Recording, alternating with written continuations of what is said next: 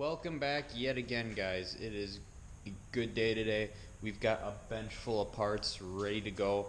Finally, Amazon came through with the assembly lube because apparently when we moved, mine did not come with. So let's get back on this project. Let's start putting some pistons together. And we've got the block back right side up. So I'm just going to take some time here and check some ring grooves and end clearances and gaps and all that good stuff. And then we'll check some tolerances on the pistons and make sure everything's good to go in these bores and get all that stuff set up so that once the crankshaft bearings come, we can just keep rolling right along.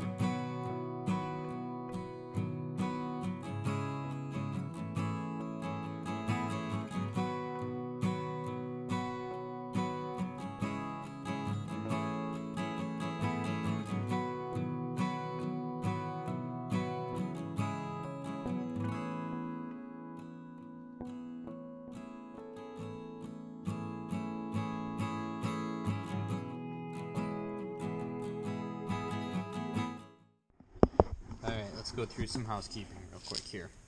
Did my ring checks, where I was checking the end gaps on them. I had a set of rings laying around. They were just outside of clearance. High side of clearance is 17 thou. So I found another set. It was actually the set that came with the rest of the parts I ordered. And those were still kind of on the high side, but they were within spec, so that's the set we're going with. Piston skirt clearance, 2.5 to 4.5 thousandths. Pistons are good. We are right on the low side of that. Number 3 is a little bit bigger, but still well within spec. Wrist pin, there wasn't a spec on that in the book I have, but we were running just under a half thou on all those except for number 1, that was just over. So, apart from the rings, we are running at the bottom end of brand new spec. So,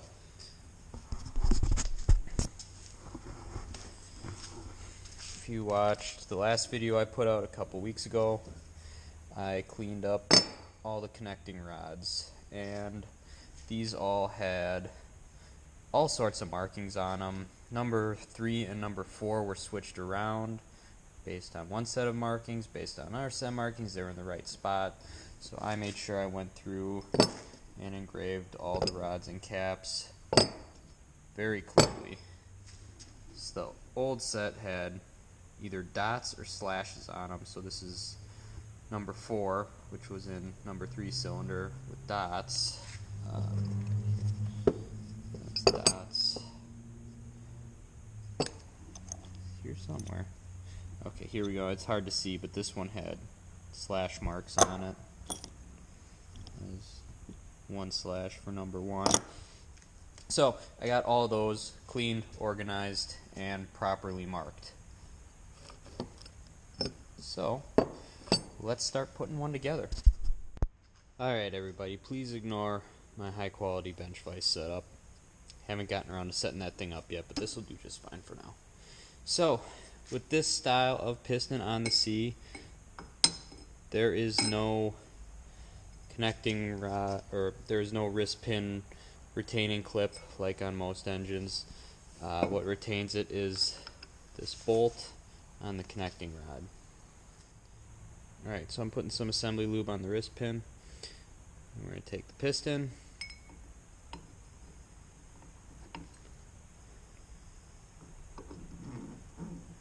slide it in. Now we want to get this pin about centered in the piston, kind of like that. And then once that's centered in the piston, we're going to get the rod centered on the pin. Once that's all centered up, we can tighten down this screw that holds the whole thing together.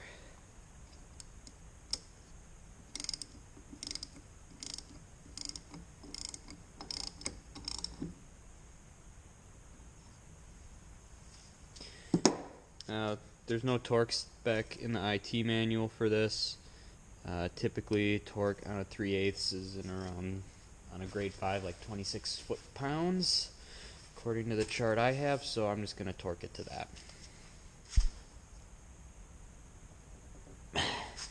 Might have underestimated the capability of my bench vise.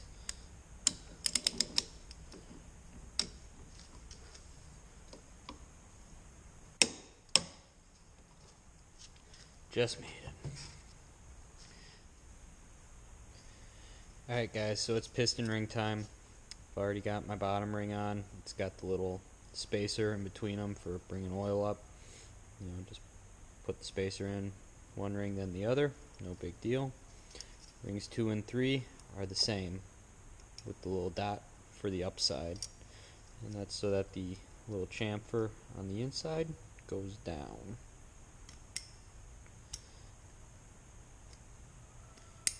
Down my ring tool here, if it would cooperate.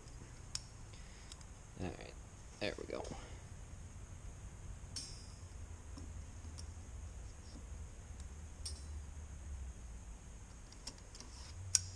Just pop them on.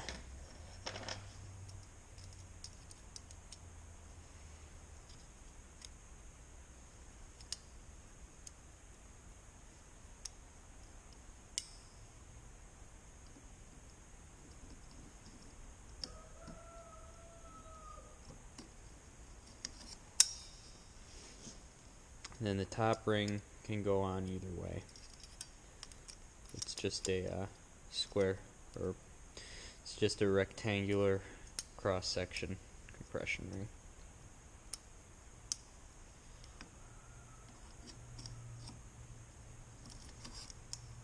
It's just that easy.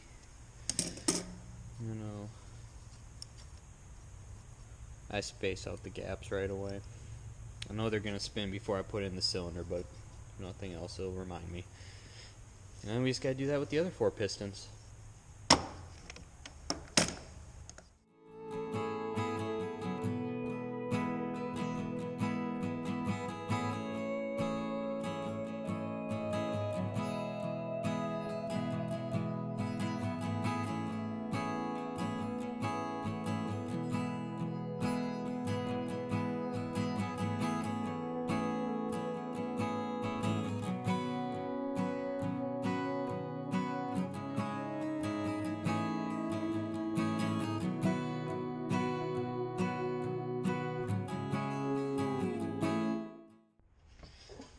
Alright guys, we got all the rings on. These piston and rod assemblies are ready to go in the engine. Before we put them in, I do have some thoughts on these aftermarket pistons that came with the kit I bought. So, this is the oversized kit. I could have gone either way. I usually stick with the normal size, but this is what they had, so I got it. And I was like, hey, let's give it a shot. I've never tried an overbore kit before. So, the thing with these pistons that I don't like compared to the originals, the originals have oil holes for the wrist pin. As you can see on this one, it does not. So I'm a little bit worried about lubrication in that wrist pin, but we'll see how it goes out. Worst comes to worst, let's say there's a total failure. I could buy this kit again and put oil holes in myself, but I just don't have the time to do that kind of machine work on these right now, and that's how they're manufactured. A lot of pistons don't have any oil holes in them, you know, on smaller engines. So, hey, let's see what happens. Another problem I have is if you look at the bosses on the inside versus the bosses on the inside here, there's a lot more room for the connecting rod to move back and forth. Again, shouldn't be a big deal, but something I noticed while I was putting these together. Now, another thing I'm probably going to get asked about is the notch on the top. So this isn't mentioned at all in the manual I have. The original Pistons have a notch on the bottom, but they don't have anything on the top. So what this is, after doing some internet search, is just an indicator of front. So the notch goes to the front. And the reason they have a notch to indicate that,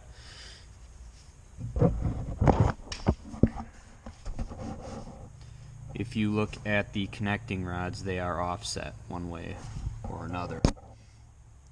And they do go in a certain way. 1 and 3, the offset is facing towards the flywheel.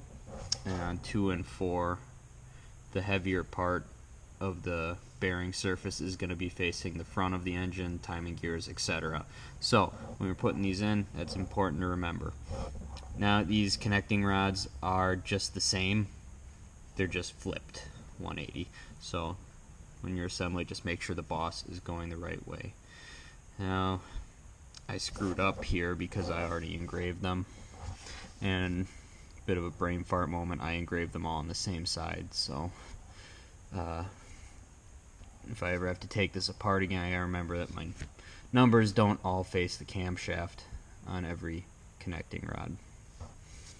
Well, there you have it, guys. We have finally made some progress in the last couple of weeks. Kind of that bearing thing again threw me off. At least we have other stuff to work on, but we have pistons and connecting rods ready to go in the engine. Also, just coming in from the mail, our new main bearing set. So next time we can start fitting that crankshaft and making sure we get the crush or interference on the 2 bearing halves correct, and getting all that set, getting the crankshaft properly fit, and then we can get these pistons and connecting rods in there. Hopefully the bearings will be ready by the time we get that done. So stay tuned for that, guys. It's going to be starting to all come together here in just a minute now that we have the proper parts we need. As always, I really appreciate you watching. I hope you stay tuned for the next one. Hit like and subscribe if you like what you see, and I'll see you then.